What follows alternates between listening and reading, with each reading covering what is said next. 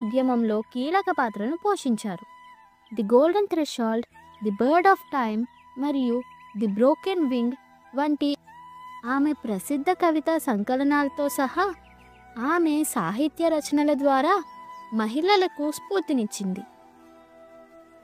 మహిళా సాధికారత, సామాజిక న్యాయం తరతరాలకు స్ఫూర్తిగా నిలిచిన ఆమె సాహిత్య సేవలకు గుర్తుగా భారత ప్రభుత్వం ఫిబ్రవరి 13న జాతీయ మహిళా దినోత్సవంగా ప్రకటించింది.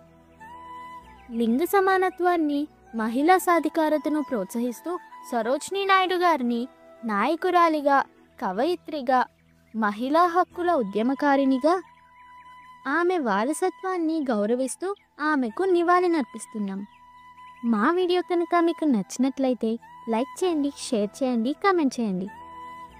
మరిన్ని ఆసక్తికరమైన అంశాల కోసం మా సురభి డివోషనల్ ఛానల్ని సబ్స్క్రైబ్ చేసుకోండి.